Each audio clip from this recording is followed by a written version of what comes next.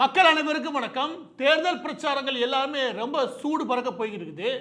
ஒரு புறம் எடப்பாடி பழனிசாமி அவர்கள் பால் டாயில் குடிச்சதெல்லாம் பஞ்ச் டயலாக் பேசுது அப்படின்னு ஏறி அடிக்கிறாரு. அதற்கு காரணம் உதயநிதி தேவையில்லாம் ஓவரா வாய் பேசுறது மட்டும் இல்லாமல் மரியாதை குறைவாகவும் பேசுறாரு உதயநிதி. எனவே அவர் இதுக்கு மேலே பொறுத்து போகக்கூடாதுட்டு எடப்பாடி பழனிசாமி அவர்கள் ஒரு புறம் ஏறி பால் டாயில் குடிச்சதெல்லாம் பஞ்ச் டயலாக் பேசுது. இப்போ யார் பால் டாயில் குடிச்சாங்க குடிக்கலன்றதை விட நம்ம என்ன குடிக்கிறோன்னு கொஞ்சம் கவனமாக இருங்க. அது என்ன அப்படின்னா, நிறைய இடங்கள்ல ஆவின் பால் கிடைக்கும். ஆவின் பால் வாங்கி நிறையா குழந்தைகள் அதை நம்பி இருக்கிறதெல்லாம் உண்டு. நிறையா இடங்கள்ல ஆவின் பால் வாங்குறீங்க வெவ்வேறு கலர்களை. ஆனால் இது ஒரு முக்கியமான சிக்கலை சமீபத்தில் கண்டுபிடிச்சோம். அது என்னன்றதை சொல்றதுக்காக தான் இந்த வீடியோ. அது என்ன அப்படின்னா, ஃப்ரெஷ் மில்க், அதாவது நீங்கள் அந்த ஆவின் பால் பாக்கெட் வாங்குறீங்க இல்லையா, அதில் ஃப்ரெஷ் மில்க்னே போட்டிருக்கோம். அதாவது அது புதிய பால், அப்போ கறந்த அப்பே வந்து சேருது மார்க்கெட்டுக்கு, அது புதிய பால். ஒருவேளை சில நேரங்களில் பால் பற்றாக்குறை ஏற்படுதுன்னு வச்சுக்கோங்க. உலகம் முழுவதுமே எப்படி இருக்கும் அப்படின்னா, புதிய பால்னு ஒன்று இருக்கும், அதே நேரம் இந்த பக்கம் ரீகம்பைன்டு மில்க்னு இருக்கும். அதாவது மறுசுழற்சி செய்யப்பட்ட இல்லை மறு உருவாக்கப்பட்ட பால்னு வச்சுக்கோங்க. இதை விட விலை கம்மியாக இருக்கும். இது பால் பற்றாக்குறை, அதுவும் ஃப்ரெஷ்ஷாக பால் இருக்கு இல்லையா, புதிய பால்கள் வரத்து கம்மியாக இருந்துச்சுன்னா அப்போ இந்த மில்கை கொண்டு வந்து சேர்ப்பாங்க. இப்போ நான் இதை ஏன் சொல்கிறேன் அப்படின்னா, ஒரு சமீபத்தில் ஒரு டேட்டா, இந்த கவர்மெண்ட்டை பற்றி நீங்கள் நல்லா புரிஞ்சுக்கணும்னா இந்த பால் விவகாரம் ஒன்று போதும். சமீபத்தில் ஒரு டேட்டா, அது என்ன அப்படின்னா, போன நவம்பர் மாதம் என்ன பண்ணுறாங்க அப்படின்னா, இந்த ஆவின் இருக்கு இல்லையா, ஆவின் டைரக்டர் எல்லாருமே இன்ஸ்ட்ரக்ஷன் கொடுக்குறாங்க. எல்லா மாவட்டங்களிலும் இருக்கக்கூடிய பால் கொள்முதல் இருக்கு இல்லையா, அந்த பால் கொள்முதல் என்னவா இருக்கணும், உற்பத்தி என்னவா இருக்குன்றது அது சம்மந்தமாக கொடுத்த அந்த குறிப்பிட்ட புள்ளி விவரம் இருக்கு இல்லையா, அந்த புள்ளி விவரங்கள் இதுதான் இருக்குது. அதை அப்படியே ஸ்க்ரீனில் வைக்கிறேன், ஒரு நிமிஷம் நீங்கள் பார்த்துருங்க. உங்களுக்கு புரியலைன்னா பிரச்சனை கிடையாது, அதை ஒரு நிமிஷம் பார்த்துருங்க. இதில் எல்லா மாவட்டங்கள் எப்படி கொள்முதல் பண்ணுறான்னு காமிக்கும். அது மிக முக்கியமானது என்னன்னா, இந்த புள்ளி விவரத்தில் கவனிக்க வேண்டியது என்னன்னா, கொள்முதல், அதாவது எவ்வளோ கொள்முதல் பண்ணுறாங்க, உள்ளேருந்து எவ்வளோ வாங்குறாங்க, விவசாயிகள்கிட்டையும் பால் உற்பத்தியாளர்கிட்ட எவ்வளோ வாங்குறாங்க, எவ்வளோ விற்பனை நடக்குது. எடுத்துக்காட்டு கோயம்புத்தூர் இல்லையா, கோயம்புத்தூர் 134 இருக்கும், ஆனால் சேல்ஸ் 221 இருக்கும். அது -41, சர்ப்ளஸ் -41 இருக்கும். இது என்ன அப்படின்னா, ரொம்ப சிம்பிளாக சொல்கிற புரிஞ்சுக்கோங்க. மார்ச் மாதம் 2026 போன மாதம் இருக்கு இல்லையா, அதுலேருந்து நான் ஆரம்பிக்கிறேன், அப்படி பின்னாடி ரிவர்ஸில் போகிறேன். கோயம்புத்தூர் மாவட்டத்தில் கொள்முதல் பண்ணுறாங்களே, அது 1,46,000 லிட்டர், 1,46,000 லிட்டர் கொள்முதல் பண்ணி விற்பனை எவ்வளோ நடக்குது, 2,19,000 லிட்டர் விற்பனை நடக்குது. கொள்முதல் பண்ணுறது 1,49,000 லிட்டரு, ஆனால் விற்பனை சேல்ஸ் ஆகுது 2,20,000 லிட்டர் வரைக்கும் விற்பனை ஆகுது. அப்போ இடையில இருக்கக்கூடிய 76,000 லிட்டர் இருக்கு இல்லையா, இந்த 76,000 லிட்டர் வேறு வேறு யூனியன்லேருந்து நகர்ந்துருக்கானா அதுக்கான டேட்டாவே கிடையாது, வேறு வேறு யூனியன்லேருந்து நகரவே கிடையாது. அப்போ இது எல்லாம் கம்பேர்டு மில்காக இருக்குது. அதை நான் முன்னாடி சொன்னேன்ல, இந்த கம்பேர்டு மில்க் தான் உள்ள கொண்டு வராங்க பற்றாக்குறைன்ற அளவில். அது கொடுமை என்ன அப்படின்னா, இது 50%, மிக முக்கியம், இது 50%. இந்த அளவில் கோயம்புத்தூர் இருக்குன்னா அதுக்கு அடுத்து தஞ்சாவூர். ஒரு எடுத்துக்காட்டுக்கு ஒரு 5 டிஸ்ட்ரிக்டை சொல்கிறேன். தஞ்சாவூரில் ஒரு நாளைக்கு கொள்முதல் சுமார் 57,000 லிட்டரு, ஆனால் விற்பனை ஆகிறது 78,000 லிட்டரு. ஏறக்குறைய 36% ரெண்டுக்குமான வித்தியாசம் இருக்குது. அதாவது வாங்குறதுல விற்பனை அதிகமாக இருக்குது. அப்போ அதற்கு ஏதாவது யூனியன்லேருந்து வாங்குறாங்களா, வேற யூனியன்லேருந்து கிடையாது. அப்போ ஏறக்குறைய 21,000 லிட்டர் இந்த கம்பேர்டு மில்க் தான், அது மறு உருவாக்கப்பட்ட பால்னு வச்சுக்கோங்க. அந்த பால் வந்து சேருது. அதற்கடுத்து மதுரை 1,46,000 லிட்டர் ஒரு நாளைக்கு கொள்முதல் பண்ணுறது, விற்பனை ஆகிறது 1,99,000 லிட்டர், 2 லட்சம் லிட்டர் விற்பனை ஆகுது. இங்கேயும் சுமார் 36% இந்த ரீகம்பேர்டு மில்க் தான் உள்ள வருது. அதாவது 53,000 லிட்டர் ரீகம்பேர்டு மில்க், அதாவது மறுசுழற்சி இல்லை மறு உருவாக்கப்பட்ட அந்த பால் இருக்கு இல்லையா, அதுதான் உள்ள வருது. அதற்கடுத்து சிவகங்கை மாவட்டத்தில் கொள்முதல் பண்ணுறது சுமார் 66,000 லிட்டரு, ஆனால் விற்பனை ஆகிறது 92,000 லிட்டர். எது ஆவின். இதன் மூலம் சுமார் 40% அளவிற்கு இந்த ரீகம்பேர்டு மில்க் சுமார் 26,000 லிட்டரை உள்ள அந்த சிவகங்கை மாவட்டத்துக்குள்ள இந்த ரீகம்பேர்டு மில்க் தான் உள்ள போகுது. இன்னொரு பக்கத்து தூத்துக்குடி மாவட்டத்தில் ஒரு நாளைக்கு 21,000 லிட்டர், மாவட்டம் சொல்ல விட அந்தந்த ஜோன் வச்சுக்கோங்க, 21,000 லிட்டர் கொள்முதல் பண்ணுறது, ஆனால் விற்பனை ஆகிறது 28,000 லிட்டர் விற்பனை ஆகுது. அப்போ அங்கேயுமே 33% அளவிற்கு, ஏறக்குறைய 7,000 லிட்டர் அளவிற்கு இவங்க அந்த கம்பேர்டு மில்க் தான் கொண்டு போய் சேர்க்குறாங்க. இது முதலாவது ஆதாரம். எப்போ இது எல்லாம் ஒரு நாளைக்கான கணக்கு, ஒரு மாதத்துக்கு நீங்கள் கணக்கிட்டீங்கன்னு வச்சுக்கோங்க, அந்த கோயம்புத்தூர் ஜோன் இருக்கு இல்லையா, அதில் மட்டும் சுமார் 21 லட்சம் லிட்டர் இருக்கு இல்லையா, எது இந்த கம்பேர்டு மில்க் இருக்கு இல்லையா, அதை கொண்டு போய் சேர்க்குறாங்க 21 லட்சம் லிட்டரு. அதுக்கப்புறம் தஞ்சாவூரில் 6 லட்சம் லிட்டரு ஒரு மாதத்துக்கு. மதுரையை பொறுத்த வரைக்கும் 15 லட்சம் லிட்டரு ஒரு மாதத்துக்கு. அதுக்கப்புறம் சிவகங்கை பொறுத்த வரைக்கும் 7 லட்சம் லிட்டரு, 7.8 8 லட்சம் லிட்டரு ஒரு மாதத்துக்கு. அதுபோல் தூத்துக்குடியை பொறுத்த வரைக்கும் சுமார் 2.25 லட்சம் லிட்டரு கொண்டு போய் கம்பெனி மில்க் சேர்க்குறாங்க. ஃப்ரெஷ் மில்க் கிடையாது, புதிய பால் கிடையாது, அது மறு உருவாக்கப்பட்ட பால் இருக்கு இல்லையா, அந்த பால். இப்போ நீங்கள் கவனிச்சது மார்ச் மாதம். இப்போ உங்கள் எல்லாருக்கும் தோணும், இது என்ன ரொம்ப ரீகம்பேர்டு, இது என்ன ஃப்ரெஷ் மில்க்கு. அதையும் நான் சொல்லிடுறேன். அது என்ன அப்படின்னா, ஒரு ஃப்ரெஷ் மில்க்னு வச்சுக்கோங்க, ஒரு புதிய பால் இருக்குன்னு வச்சுக்கோங்க. அந்த புதிய பாலில் புரோட்டீன், விட்டமின், பாஸ்பரஸ், அப்போ கொலஸ்ட்ரால், இது எல்லாமே இருக்கு இல்லையா, இது எல்லாமே அதிகமாக வந்து சேரும், கால்சியம் வரைக்கும். இதை தான் மக்களுக்கு ரெக்கமெண்ட் பண்ணுறது. இதுதான் மக்களுக்கு, குழந்தைகளுக்கு, இல்லாட்டி வளரக்கூடிய குழந்தைகள் இருக்காங்களே, இவங்களாம் அதிகமாக எடுத்துக்கணும்னு சொல்லி டாக்டரும் சொல்கிறது. அதிகமாக பால் எடுத்துக்கோங்க, கால்சியம் குறைபாடு இருக்குது, உங்களுக்கு சில புரோட்டீன் குறைபாடு இருக்குது, அப்படின்னா இதை நீங்கள் பால் அதிகமாக எடுத்துக்கோங்க அப்படின்னு சொல்லிட்டு பால் அதிகமாக சொல்கிறாங்க இல்லையா. அப்போ நம்ம என்ன பண்ணோம், நல்ல பால் சாப்பிடணும் குழந்தைகள், அப்போ அதுதான் ஊட்டச்சத்து கொடுக்கும் அப்போ நம்ம நினைக்கிறோம் இல்லையா. அது எல்லாமே இந்த புதிய பால் ஃப்ரெஷ் மில்க் இருக்கு இல்லையா, அதில் தான் கிடைக்கும். இதுவே நீங்கள் இந்த ரீகம்பேர்டு மில்க் இருக்கு இல்லையா, இதெல்லாம் பவுடரு, அதுக்கப்புறம் பட்டர் ஆயில், இந்த மாதிரி கம்பைன் பண்ணி செயற்கையாக மறு உருவாக்கணும்னு வச்சுக்கோங்க. இதில் எதுவுமே இல்லைன்னு சொல்ல முடியாது, ஆனால் இது அளவுக்கு அது இருக்காது. ஏறக்குறைய இதை விட அது 30லேருந்து 35% கம்மி. இதை வாங்கி நீங்கள் சாப்பிட்டு வச்சுக்கோங்க, ஃப்ளாட்டாக இருக்கும். அதாவது பெரிய லெவலில் உங்களுக்கு ஊட்டச்சத்து எதுவும் கிடைக்காது. இதுதான் உங்களுக்கு பால் வகைகளை மாற்றம் தரணும்னு வச்சுக்கோங்க. இந்த மாதிரி செய்கிறதா இருந்தால் பால் பாக்கெட் இருக்குல்ல, அதில் சொல்லிடணும் இது ரீகம்பேர்டு மில்க்கு, இது ஃப்ரெஷ் மில்க்குன்னு. அதை சொல்லிட்டா மக்கள் பார்த்து வாங்கிடுவாங்க. இதற்காக தான் நம்ம அந்த பால் பவுடர்லாம் வாங்காமல் ஃப்ரெஷ்ஷாக மில்க் வாங்குறது, புரியுதா. அப்போ இதை கலந்து விற்றுன்னு வச்சுக்கோங்க, பின் எதுக்கு நான் அதை வாங்கணும், பால் பவுடரே வாங்கிட்டு போகிறேன், உங்களுக்கு புரியுதா.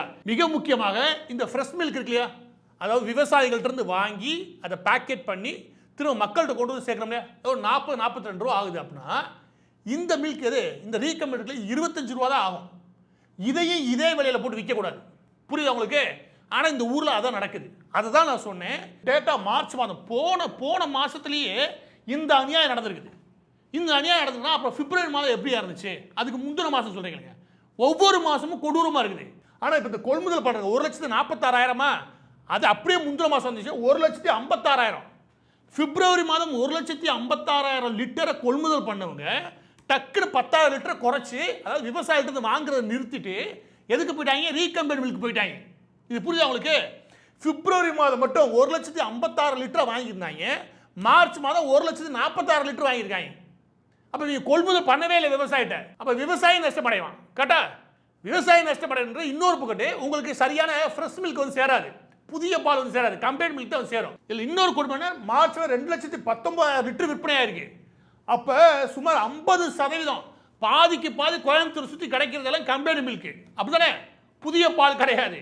ஆனால் பாக்கெட்டில் நீங்கள் ஃப்ரெஷ்ஷுன்னு சொல்லி வித்துடுறீங்க. அப்போ இது பெரிய அநியாயம் இல்லையா, உற்பத்தி விலையிலே கம்மியாது. கரெக்டா, இங்கே பாருங்க, அதற்கு முந்தின மாதம் எது, இதற்கு முந்தின மாதம் பிப்ரவரி மாதம் இல்லையா, மார்ச்சுக்கு முந்தின மாதம், அது 40% தான். 40% அடுத்த மாதம் 50% கொண்டு போயிட்டாங்க பற்றாக்குறையை, பாதிக்கு பாதி கம்பெனி மில்க்கு. அதுக்கு முந்தின மாதம் 60% மில்க் வித்துக்கிட்டு இருந்தோம், மீது கம்பெனி மில்க். இப்போ பாதிக்கு பாதி வித்துக்கிட்டு இருக்கோம். அப்படியே முன்னாடி போன வருஷம் நவம்பர் மாதம், ஒரு 4 மாதத்துக்கு முன்னாடி போயிடுவோம், 5 மாதத்துக்கு முன்னாடி போனால் இது நவம்பர் மாதம் அதே கோயம்புத்தூரில் எவ்வளோ கொள்முதல் பண்ணுறாங்க, பாலை கொள்முதல் பண்ணுறது 1,76,000 லிட்டர் கொள்முதல் பண்ணுறாங்க.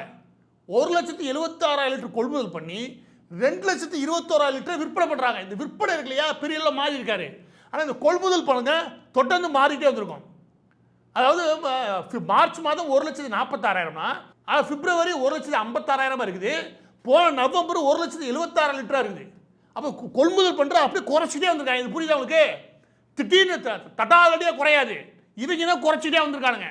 குறைச்சிட்டே வந்து மெதுவாக இந்த கம்பெனி மில்க் இருக்குல்ல, அதை ஏற்றிக்கிட்டே வந்திருக்காங்க. உங்களுக்கு புரியுதா. அப்போ கோயம்புத்தூரை சுற்றி கிடைக்கிறது எல்லாம் பாதிக்கு பாதி இந்த கம்பெனி மில்க் தான்.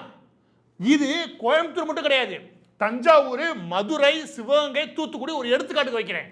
இதுக்கும் அதே கடிதான். ஒவ்வொரு மாதமுமே கொள்முதலை வேகமாக குறைச்சி இந்த அளவுக்கு கொண்டு வந்துருக்கானுங்க. எடுத்துக்காட்டுக்கு அந்த 5 மாவட்டத்தை எடுத்தால், அந்த 5 மாவட்டத்தை சேர்த்து பார்த்தோன்னு வச்சுக்கோங்க, நவம்பர் மாதம் மொத்தமாக கொள்முதல் பண்ணது ஒரு நாளைக்கு 4,77,000 லிட்டரு. தெளிவாக புரிஞ்சுக்கோங்க, ஒரு நாளைக்கு 5 மாவட்டத்துக்கு சேர்த்து கொள்முதல் பண்ணது 4,77,000 லிட்டரு. அதே 5 மாவட்டத்தில் விற்பனையானது 5,89,000 லிட்டரு. 5,89,000 லிட்டரு. ஏறக்குறைய ஒரு நாளைக்கு 1,12,000 லிட்டரு கம்பைன்டு மில்க் கொண்டு சேர்த்துருக்காங்க. சும்மா 29%, எல்லாரும் சேர்த்து ஆவரேஜ் பண்ணுறேன் 29%. அது அப்படியே நீங்கள் பிப்ரவரி மாதம் எது போன மாதத்துக்கு முந்தின மாதத்துல அது கொண்டு வச்சுக்கவே அது 35% கொண்டு போயிட்டாங்க. இது கம்பைன்டு மில்க் விற்கிறத அதிகப்படுத்திட்டாங்க, கொள்முதலை கம்மி பண்ணிட்டாங்க. 4,77,000 லிட்டர் இருந்ததை 4,49,000 லிட்டர் கொள்முதல் பண்ணுற குறைச்சிருக்காங்க. இப்போ விவசாயிகிட்ட இருந்து பாலை வாங்குறத குறைச்சிட்டு இவங்க இந்த செயற்கை இருக்குல்ல அதை உருவாக்கி விற்கிற ஆரம்பிச்சிட்டாங்க. விற்பனை கூடி இருக்கு பாருங்க. 5,89,000 லிட்டர் விற்பனை ஆகிற இடத்துல 6,14,000 லிட்டர் விற்பனை ஆகிறது. அப்போ நவம்பருக்கும் பிப்ரவரிக்குமே பெரிய மாற்றம் இருக்குது. அந்த பெரிய மாற்றத்தில் கொள்முதல் அதிகப்படுத்திருக்காங்க கிடையாது. அப்போ விவசாயிகிட்ட நீ பால் வாங்கல, கம்பைன்டு மில்க் வித்துருக்கீங்க அதே விலையில், அதுவும் லேபிளே போடாம, அப்போ ஊரை எவ்வளோ ஏமாத்துற? நான் கேட்குறேன், எம்.கே. ஸ்டாலின் அவர்களை கேட்குறேன், ஒன்று நீ அதில் லேபிள் போட்டு விலையை குறைச்சி மக்கள் அதை வாங்காமல் விட்டுருவாங்கள, அதை வாங்கி போய் சின்ன குழந்தைங்க கொடுத்தா என்ன ஆகுறது? இது பாருங்க 6,16,000 லிட்டரு, எது மார்ச் மாதம், போன மார்ச் மாதம் 6,16,000 லிட்டரு விற்பனை ஆகுது. ஆனால் கொள்முதலை 4,36,000 லிட்டரை குறைச்சிட்டாங்க. ஒவ்வொரு மாதமும் குறைச்சிருக்கானுங்க. 4,49,000 லிட்டரு அதுக்கு முந்தின மாதம் வாங்கியிருந்தானுங்க விவசாயிட்டு இருந்து, அடுத்த மாதம் குறைச்சி அது 4,36,000 லிட்டர் தான் வாங்கியிருக்கானுங்க. அப்போ ஏறக்குறைய 39% மார்க்கெட்டில் தமிழ்நாட்டுக்குள்ளே இந்த 5 டிஸ்ட்ரிக்ட் வச்சு சொல்கிறேன், மார்க்கெட்டில் 6ல் 4 பால் இருக்கு இல்லையா, 6 பாக்கெட் வாங்க 4 பாக்கெட்டு இது கம்பைன்டு மில்காக இருக்குது. இது எவ்வளோ பெரிய துரோகம், மக்களுக்கும் துரோகம், விவசாயிகளுக்கும் துரோகமா இல்லையா? இதில் நடக்கக்கூடிய ஊழல் என்னவா இருக்குது அப்படின்னா, இப்படி இவங்க செஞ்சான்னு வச்சுக்கோங்க, அதாவது கம்பைன்டு மில்க் ஃப்ரெஷ் மில்க்குன்னு சொல்லி லேபிள் போட்டு இந்த மில்கை உள்ள கலந்து, எது இந்த கம்பைன்டு மில்கை உள்ள கலந்து வித்தான்னு வச்சுக்கோங்க, 40% உள்ள மார்க்கெட்டில் இறக்குனாங்கன்னா கோயம்புத்தூர் மாவட்டம் மட்டும் பர் மந்த்துக்கு ஈஸியாக 4லேருந்து 5 கோடி ரூபா லாபம் பார்க்க முடியும். அது கவர்மெண்ட்டுக்கும் போகாமல் வேற எங்கேயும் போகாமல் இவங்க பார்க்குறதா? அப்படிதானே அர்த்தம். ஒட்டுமொத்தமாக இந்த 5 மாவட்டம் சேர்த்தா 10லேருந்து 12 கோடி ரூபா பார்க்க முடியும். அப்போ இந்த 5 மாவட்டத்தில் மட்டும் இந்த கம்பைன்டு மில்க் இருக்கு இல்லையா, இது வேகமாக அதிகரிக்கிறோமா, இந்த 5 மாவட்டத்தில் மட்டும் இவங்க இந்த வருஷத்தில் ஒரு வருஷத்தில் மட்டும் சும்மா 100 கோடி ரூபா லாபம் பார்த்துக்க முடியும். அதாவது ஆவினுக்கு போச்சா எங்கே போச்சு நமக்கு தெரியாது. ஆனால் மக்கள்கிட்ட தவறான வழியில் விற்பனை செஞ்சு வாங்கப்பட்ட காசு. இதை எதிர்த்து வழக்கு போட்டால் நிச்சயமாக எம்.கே. ஸ்டாலின் கவர்மெண்ட் கூண்டில் ஏறப்படுறது உறுதி. இது 2 விதமான துரோகம். ஒன்று, விவசாயத்தை கொள்முதல் பண்ணுறது இல்லையா, பால் கொள்முதல் அதை குறைச்சிருக்கீங்க வேகமாக. இன்னொரு படி கம்பைன்டு மில்கை சொல்லி விற்றுட்டு அது ஃப்ரெஷ் மில்க்குன்னு சொல்லி, அதாவது புதிய பால்னு சொல்லி மக்களுக்கு போய் சேர்ந்துருக்கு. அவன் மக்கள் இதில் ஏமாற்றப்பட்டிருக்காங்க.